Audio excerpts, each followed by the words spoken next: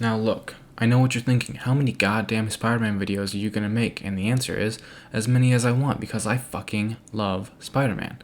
Anyway, I wanted to review Spider-Man Miles Morales, but then I remembered that I didn't get to review Spider-Man PS4, because I didn't have the channel back then. So I thought, hey, let's review both of them in one video. That's until I realized that there would be a lot of editing. But I did it anyways, for reasons. Spider-Man PS4 is amazing, but you already knew that. Spider-Man PS4 mixes everything I and many others love about Spider-Man. The story is pretty well paced, and I love most of the characters in the game. Besides maybe one, but we'll talk about that later. The story starts off with Fisk going to jail, and as the story progresses, a lot of crime organizations try to become the new Fisk and try to rule New York.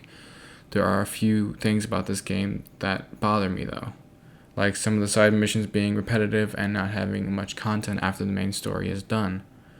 Throughout the story, you mostly play as Spider-Man, but every once in a while you play as a side character such as Mary Jane or Miles. I understand that Insomniac is doing what Insomniac is doing. They are trying to change the perspective by having us play as other characters to see the world through their eyes. I just wish the missions were a bit more exciting. Being able to swing around New York and fight crime really does make you feel like you're Spider-Man. Insomniac did a wonderful job with the swinging technique and the graphics and a lot of the other qualities of the game. This game reminded me a lot of Sony's Spider-Verse movie, in the sense that it dropped a lot of Easter eggs and nods to the Spider-Man movies, comics, TV shows, and more, and I think that it is so awesome. When I played this game, I could tell Insomniac did their homework on the character of Spider-Man and what he means to everyone, because to everyone, he means something different.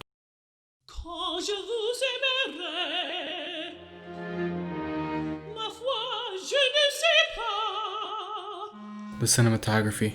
Cinematography takes it to another level. It feels like a 2.5-hour movie, like Sam Raimi's trilogy, Tom Holland's soon-to-be trilogy, and Andrew Garfield's sequel. And it is amazing. The best part about it is that it takes those storylines and plot points from those iconic Spider-Man movies and creates a perfectly structured and brand new story. Everyone is talking about it, everybody loves it, especially on the next-gen console, and that is Spider-Man Miles Morales. Now, I played this game from beginning to end. I mean, how else would I play the game? But anyway, I played it and it's good. But there are some parts that I personally don't like about it.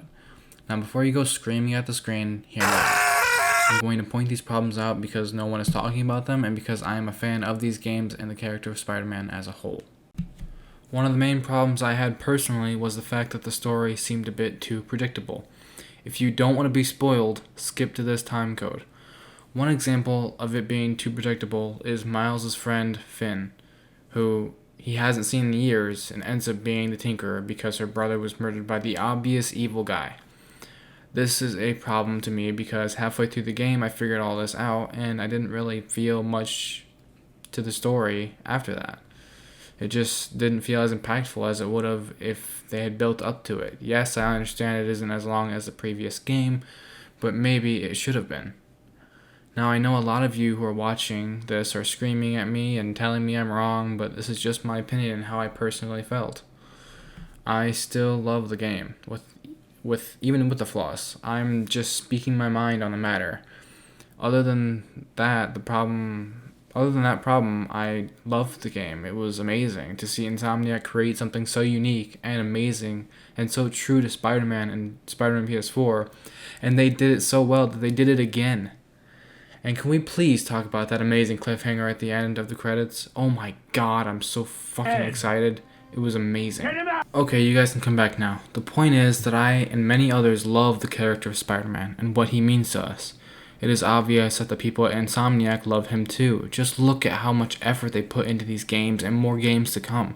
If Insomniac makes a choice, whether it be a character design, writer design, or storyboard design, they made it out of love and passion for the character.